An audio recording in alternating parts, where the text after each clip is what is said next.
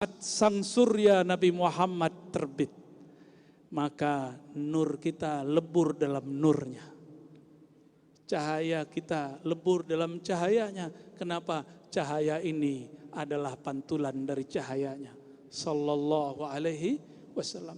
Salah satu nama baginda Nabi Muhammad adalah Nur. Salah satu nama beliau adalah Nur. Ya. Nah, inilah yang disebut fana fi nuri Muhammad. Ini jarang dibahasakan orang. Biasanya cuma fana fi ismillah, fana fillah, fana fi zatillah, fi sifatillah. Tapi ada satu yang dilupakan, padahal ini doanya kita baca. Fana fi nuri Muhammad. Apa arti fana? Fana itu artinya lenyap, binasa. Lenyap, binasakan dirimu, matikan dirimu sebelum mati. Bagaimana mematikan diri sebelum mati? Kita simpan hawa nafsu, dahulukan kolbu, ikuti sang panglima kolbu, yaitu Nabi Muhammad Sallallahu Alaihi Wasallam. Baru kolbunya bercahaya, ikut serta dengan cahaya baginda Nabi Muhammad Sallallahu Alaihi Wasallam. Nah, cahaya ini kalau sudah terbit mesti dirawat. Mobil atau tadi lentera, lampu, jika habis bahan bakarnya, kalau sekarang listrik habis pulsanya, kita apain? Kita isi ulang.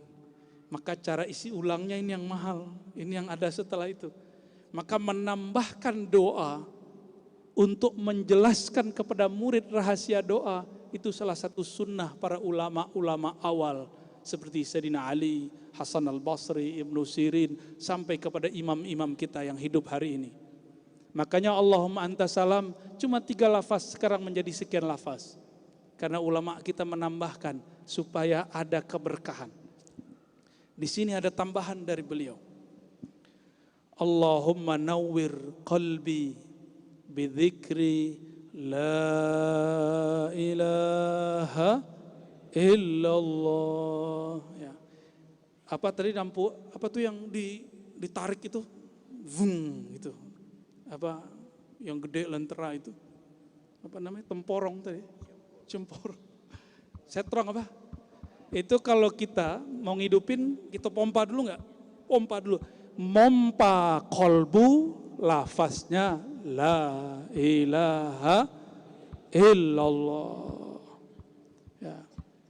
Kenapa kemudian ada titik jalan zikir? Diambil dari ubun-ubun, kalau di Syaziliyah dari ujung kaki. Ya. Diambil dari pusar, ditarik ke ubun-ubun, dibawa ke bahu kanan, dihunjam illallah, supaya dipompa. Ketika dipompa maka cahayanya terang benderang.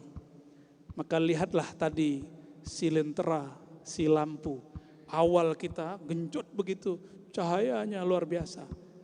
Itulah sebabnya ketika mata memandang pertama kepada cahaya, mata kita silau, pingsanlah si murid atau hilang kesadarannya sesaat.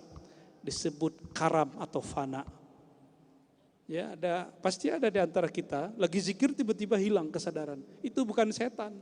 Itu karena cahaya terbit. Begitu mata kita silau. Mata kita silau. Ya, itu rahasia sebenarnya yang terjadi. Karena cahaya di sini lebih kencang dari cahaya matahari. Cahaya matahari paling silaunya di sini. Tapi cahaya di dalam kolbu ini, dia bisa membuat kehilangan kesadaran sesaat. Ya, tapi kalau cahayanya nambah terus, itu namanya wali majzub. Wali majzub itu setiap detik per detik bertambah terus. Makanya mereka enggak sempat kembali kesadarannya ke bumi. Disebut wali majzub, ketarik terus oleh cahaya itu. Ya, di Pulau Jawa, di Madura pun saya ketemu. Kemarin baru meninggal, ada seorang Habib di Banjar, ya, baru meninggal. Habib Rafi, seingat saya namanya. Itu baru meninggal juga. Itu wali-wali majzub, cahaya di kolbunya terus. Ya. Jadi jangan sering-sering minta cahaya yang kencang itu. Ya, ntar nggak balik-balik dikira gila sama orang. Bukan, itu bukan gila. Justru dia di atas kecerdasan orang biasa. Karena nur tadi 70.000 tabirnya, lapisannya. Di dalam satu nur ada lagi 70.000. Di dalam satu nur 70.000 lagi. Gak ada ujungnya. Kadang-kadang orang mengira baru dapat, wah saya sudah jadi wali nih. Ya. Wali apaan? Wali murid, wali nikah. Antum paling cepat kalau bahas begituan ya. Jadi nawwir qalbi ya Allah, kalau bahasa bebasnya, pompalah kolbuku dengan kalimah la ilaha illallah. Kenapa ahli zikir baca ini, ahli thariqah baca ini berefek? Tapi orang awam mohon maaf baca ini nggak ada efek. Karena tidak tahu cara teknik mompanya. Ini ayah saya, jago mompa itu, yang paling pojok, pakai batik. Itu dulu kita juga mau mompa nggak hidup-hidup, tapi giliran mompa 3 kali beres. Nah itu hebatnya mursyid. Mursyid dapat izin daripada gurunya. Gurunya dari gurunya bersambung kepada Rasulullah SAW. Kalau mereka mompa kolbu murid, langsung terbit cahaya di kolbunya. Dengan izin Allah dan syafaat Rasulullah. Siapa yang merasakan itu? Dia telah merasakan syafaat pertama Rasulullah SAW. Apa dalilnya? Nabi berdoa, doa kita sudah hafal semua. Allahumma a'inni ala dzikrik. Yang doa ini siapa? Nabi Muhammad. Ya Allah bantulah aku. Ngapain? Menyebut namamu. Yang ngajarin doa ini maksudnya lagi ngasih kita syafaat. Siapapun yang di kolbunya Allah izinkan disebut nama Allah, berarti dapat syafaat doa Rasulullah. Jadi syafaat itu sudah dimulai semenjak di dunia. Semenjak di dunia. Jangan hanya urusan dunia minta syafaat. Urusan bisnis minta datang ke kiai, datang ke mursyid. Saya nggak minat sama yang begituan. Walaupun dia bawa sekian kotak tuh ya. Apa tuh sekian kotaknya? Dolar. Nggak minat kita. Kita minat dia bawa kolbu. Belakangan baru kotaknya dibawa, nggak apa-apa. Kolbunya dibawa. Kolbunya dibawa. Ngaji, karena thariqah, guru-guru kita ngaji. Thariqah pertama itu ngaji dulu kan, Iqra bismi rabbikal ladzi khalaq. Boleh kita terjemah, wahyu pertama, thariqah pertama itu Iqra, ngaji. Coba yang dibaca apa? Iqra bismi rabbik. Bacalah nama Rabbmu. Siapa nama Rabbmu, penciptamu? Allah. Maka yang dibaca nama Allah. Nah, masuk ke doa yang kedua. Waqshif sirri. Ya Allah, sirku. Sir ini tempat Allah menyimpan namanya, sifatnya, nama-nama tentang Allah, penjelasan tentang sifat-sifat Allah itu disimpannya dalam sir. Boleh kita sebut kayak library, maktabah, perpustakaan. Bahkan sir ini boleh kita artikan dengan apa? Tempat Allah menyimpan rahasia-rahasia. Itu sir. Kita kalau nyimpan rahasia di tempat terdepan, di halaman rumah, atau di kolam kamar, di kamar lagi, terus dikasih tembok. Kalau pakai ada box kan, ada box khusus tuh. Itu ditempel ke tembok Pak. Biar nggak bisa dibawa orang kemana-mana. Sir ini Allah tempelkan kepada ruh. Tapi kita nggak tahu bagaimana cara Allah mengaitkannya. Mengkait, muqayyad. Apa kata beliau? Waqshif sirri. Ya Allah, sirku, tempat engkau menyimpan pengetahuan tentangmu, sedang tertutup ya Allah. Maka tolong dibuka. Berarti kita minta bukanya ke guru atau ke Allah? Ke Allah, tapi berkah ajaran guru. Maha guru siapa? Baginda Rasulullah Sallallahu Alaihi Wasallam. Karena kita bisa membuka sir berkah jasa guru dan sang maha guru adalah baginda Rasulullah, wajib berselawat dan mendoakan guru dan menyenangkan hati mereka jika mereka masih hidup. Wajib. Lam yashkurillah man lam yashkurin nas. Tidak disebut berterima kasih kepada Allah, bersyukur sampai kita berterima kasih kepada makhluk. Dan makhluk yang paling berhak pertama kali kita berterima kasih adalah orang tua dan guru, yaitu Rasulullah SAW.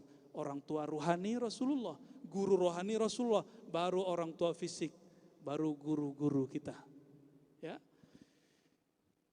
Oleh karena itu di sini diulang Allah, Allah, Allah. Ya. Coba baca sama-sama. Waqshif sirri. Ayo. Waqshif sirri bidzikri Allah. Allah. Allah. Allah. Allah. Muhammad Rasulullah SAW. Nah, orang yang rajin memupuk kolbunya, sirnya dengan baca Allah, Allah, Allah, Allah, maka bahan bakar sang nur tadi tidak akan pernah putus habis. Mungkin sumbunya rusak, Allah ganti. Mungkin wadahnya rusak, Allah akan perbaiki dan sempurnakan. Sering sebut Allah, Allah. Siapa yang di kolbunya ada nama Allah, Allah, itu kolbunya langsung dipandang oleh Allah. Jadi Allah itu cuma pandang kolbu yang ada namanya, sama nama nabinya. Enggak ada lagi. Orang-orang yang di kolbunya tidak ada nama tersebut, itu orang-orangan, Pak. Yang ngomong Rasulullah. Apa kata beliau? Mohon maaf ya. Masalul ladzi yadhkur rabbahu wal ladzi la yadhkur rabbahu kamathalil hayyi wal mayyit. Ini hadis Sahih Bukhari. Perumpamaan orang yang menyebut nama Allah di dalam kolbunya dan orang yang tidak menyebut nama Allah, seperti orang yang hidup itu yang zikir, dan orang yang tidak menyebut namanya itu mati, bangkai jalan. Ini bahasa terjemahan kasarnya begitu. Kalau terjemahan halusnya, perumpamaan orang yang zikir itu orang yang spiritnya hidup. Kalau enggak zikir, spiritnya enggak hidup. Itu bahasa halus, Pak. Mau bahasa yang mana antum? Mau sirnya hidup, kolbunya hidup? Mau. Maka ambil ilmu ini dari ahlinya. Ya, ambil dari ahlinya. Sering dengar nama Allah, kenapa tidak ada efeknya? Karena tidak tahu cara menyebutnya. Tidak tahu cara menyuapinya, maka mesti kita menyuapi kolbu. Enggak sanggup sendiri, minta tolong kepada guru. Jadi mohon maaf nih, walaupun di sini sudah gede-gede, udah bisa makan sendiri. Dulu waktu makan dia bantuin ibu enggak? Waktu umur setahun, 2 tahun, ya dibantuin. Kalau lupa, umur 3 tahun masih lupa, dianterin, diingetin. Itulah guru, ngingetin murid yang mau diingetin. Ada juga yang gak mau diingetin, tersinggungan. Saya zikir mulu kok diingetin. Ada juga yang begitu. Jangan zikir riya, tersinggung dia. Saya ini ikhlas kok, bilang gak ikhlas.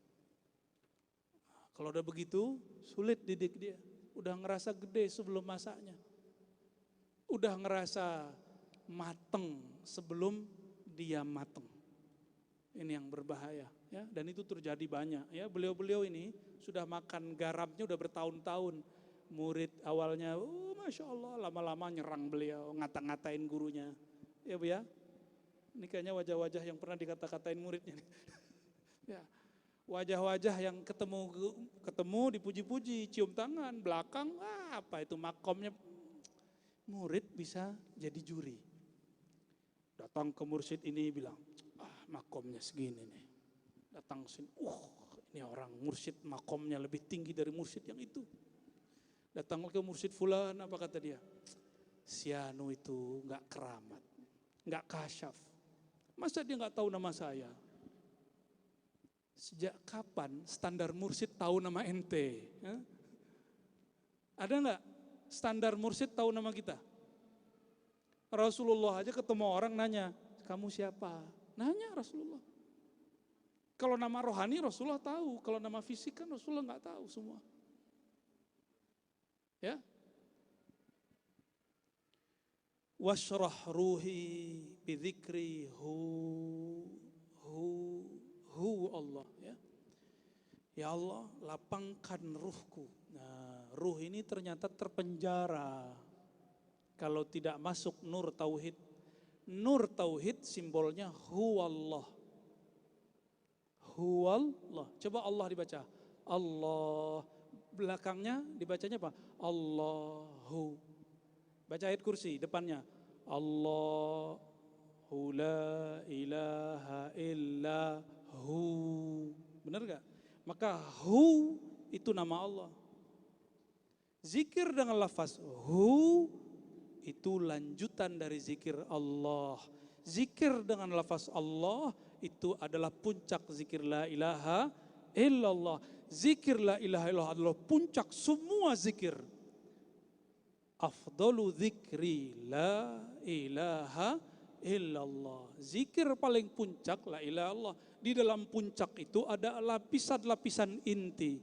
Inti pertamanya Allah, Allah. Inti keduanya hu. Ada lagi inti di dalamnya yang tidak boleh dibuka di majelis ini. Ya, yang tidak semua mursyid juga diberi. Apalagi cuma murid. Ya. Inilah yang dikalamkan Allah. Yas'alunaka anir ruh. Mereka bertanya kepadamu tentang ilmu ma'rifat ruh. Kulir ruhu min amri rabbi. Katakanlah, hai Muhammad kekasihku, ar-ruh itu urusanku, suka-sukaku. Aku mau bagi, aku bagi. Enggak aku bagi yang aku simpan. Kepada siapa rahasia disimpan? Kepada orang ember atau kepada orang yang bisa jaga rahasia? Maka orang-orang yang bisa jaga rahasia Allah akan dititipkan, diilhamkan di dalam ruhnya nama yang menjadi inti lafaz hu. Karena di dalam hu itu ada lagi lafaz, di dalamnya ada lagi huruf, di dalam huruf itu ada lagi huruf. Hanya Allah yang tahu. Karena Allah lah yang maha tahu, maka dia hanya berikan kepada kekasih sang pemegang rahasia. Mungkinkah kita sebarkan ceritakan rahasia ke orang yang suka cerita? Ya mungkin, nih ngomong nih, ini rahasia nih ya, jangan ceritain ke orang nih ya. Ntar datang lagi, ini rahasia nih ya, jangan cerita. Itu mah bukan rahasia bro. Ya, rahasia itu kokoh-kokoh. Oleh karenanya, kalau belum lolos dalam zikir la ilaha illallah, belum bisa masuk ke zikir di atasnya, ke dalamnya. Karena la ilaha illallah itu hisni, bentengnya Allah. Maka semua mursyid kita ini khatam zikir 70.000 la ilallah kali 7 tuh gimana? Dan seumur hidup mereka ulang 70.000 kali 7. Udah pernah zikir begitu belum? Pasti protes. Apa ini? Kok zikir kayak hitung-hitung? Ya. Antum duit ngitung nggak? Ya, ngitung duit banyak. Kok masih dihitung? Kata Allah, ya ayyuhallazina amanu zkurullaha dzikran katsira. Wahai orang beriman, zikirlah sebanyak-banyaknya. Banyak itu berapa? 1.000 banyak gak? Berarti boleh dong zikir 1.000. 10.000 banyak? 70.000 banyak? Kali 7? Berarti angka-angka ini termasuk zikir banyak. Cuma orang-orang thariqah sekarang zaman ini, sejauh pandangan kita yang lemah ini, yang mau berzikir dengan cara-cara, dengan lafaz dan angka-angka yang tak terhingga itu. Zikir dulu dengan angka, lama-lama angka hilang. Asik dengan yang punya nama. Kalau sudah dengan punya nama nggak perlu angka. Itu kata Imam Ghazali. Imam Ghazali tadi yang disebut oleh Imam besar. Imam Ghazali buat kriteria sufi. Salah satu kata beliau di jilid pertama Ihya. Kalau engkau telah musyahadah, sudah memandang Allah, sudah fana pada Allah, angka tidak perlu. Nggak perlu ada zikir pagi sore. Kenapa? Detik per detik kolbumu merasakan pandangan Allah. Ruhmu merasakan hembusan-hembusan Allah. Kalau sudah begitu, nggak perlu pakai one day one juice. Karena setiap nafasnya dia pasti baca Quran, baca ayat, baca zikir. Setiap nafas. Karena kita belum begitu, kita lagi belajar zikir. Ada zikir pagi, zikir sore, zikir habis sholat. Benar gak? Kita dalam sholat aja masih ingat dunia. Benar?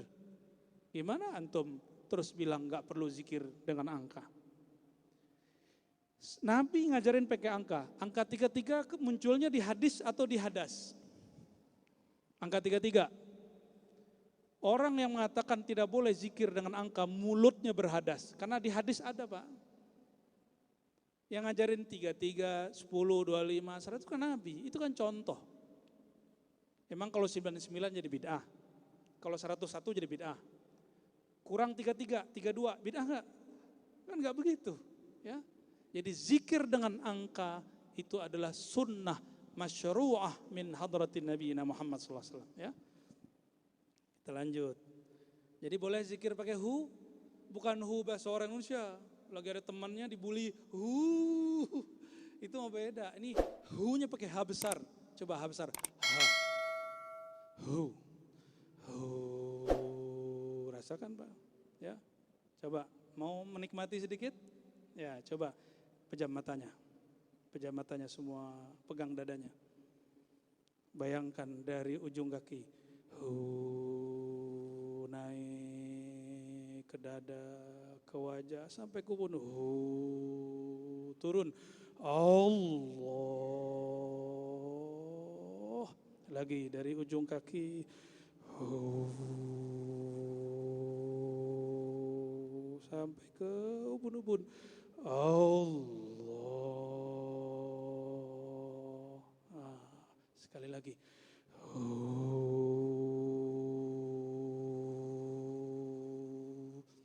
Allah. Muhammadur Rasulullah SAW.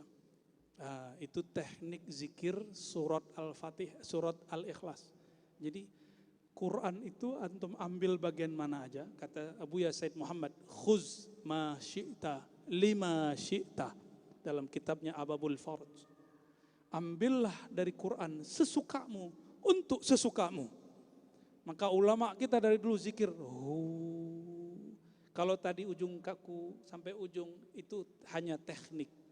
Nanti buya-buya kita ada lagi dari pusar, dan terasanya nikmat sekali kalau mau mengikutinya. Ya, dan itu bukanlah bid'ah. Untuk apa teknik tadi? Supaya pikiran tidak melayang kemana-mana. Makanya dikunci pakai jalan zikir. Disebut namanya jalan zikir. Titik-titik zikir. Bahasa Arabnya latifah. Titik-titik halus di dalam diri. Dan itu miliaran di dalam diri. Di dalam titik itu ada titik lagi. Di dalamnya itulah ada nur Nabi Muhammad sallallahu alaihi wasallam. Ya. Nah, doa yang penutupnya, Allahumma nawwir qalbi bi nuri hidayatik. Ya Allah, terangi kalbuku dengan nur hidayahmu, hidayah Nabi Muhammad sallallahu alaihi wasallam. Kama nawwartal arda min nuri syamsik. Sebagaimana engkau cahayai bumi dengan cahaya matahari.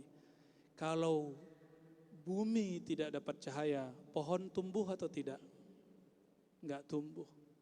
Penyakit banyak.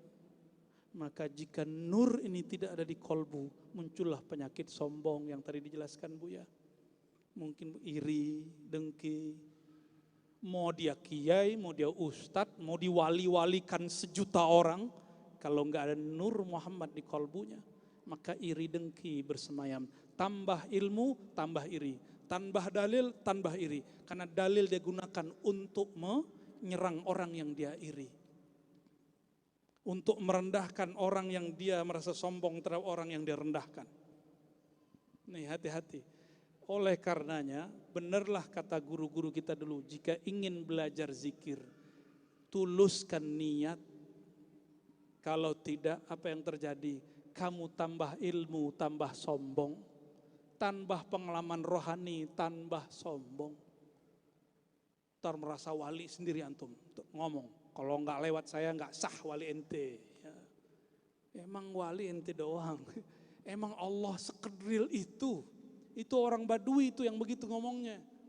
Kata orang Badui, Allah marhamni wa Muhammadan wa la tarham siwana. Ya Allah rahmati saya dan Muhammad saja, selain kami gak usah. Di depannya ada Abu Bakar, Umar, Utsman. Tapi mereka senyum-senyum aja, kenapa? Badui. Jadi kalau ada yang begitu saya anggap Badui, wali Badui. Ya, mau jadi wali Badui?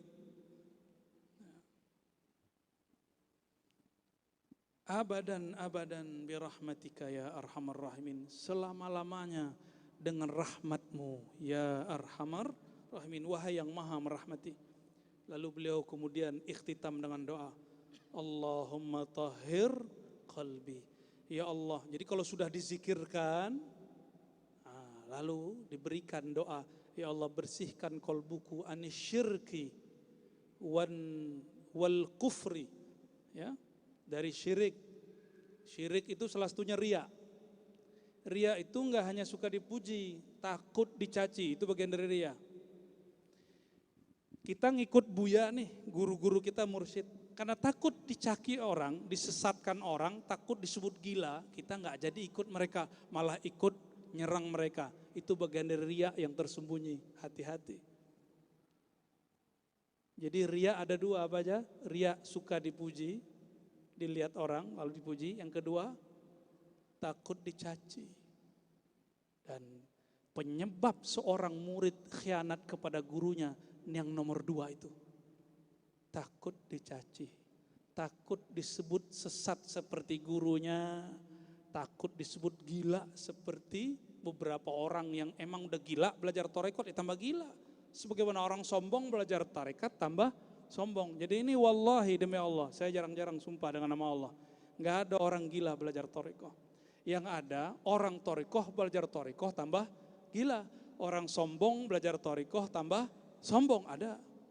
Tapi kalau dia ngikutin tarbiyah gurunya, sembuh dia dari penyakit kolbunya. Insya Allah. Wan nifaq, ya, kemunafikan.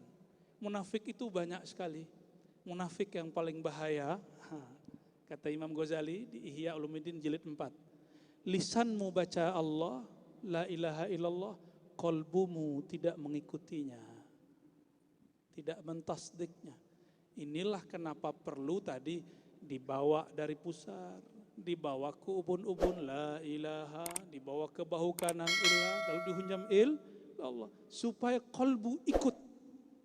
Jadi itu bukan bid'ah, itu bagian daripada ijtihad para ulama dan mereka ijma. Jadi semua ulama tarekat membolehkannya. Jadi ijma itu tidak hanya ahli usul fikih, ada ijma ulama ahli tasawuf. Mereka membolehkannya, ya. Wa sallallahu ala sayyidina Muhammad wa ala alihi wa sahbihi ajma'in. Kenapa ditutup dengan salawat? Tidak adalah doa yang dibaca, dipanjatkan, lalu tidak ditutup dengan salawat. Melainkan doa itu tidak terangkat. Dia akan tertahan di bumi. Seperti kajian kita malam-malam kemarin yang ikut kajian hikam. Doa bukan maksa Allah. Satu, Allah sudah tahu belum apa yang akan terjadi pada diri kita?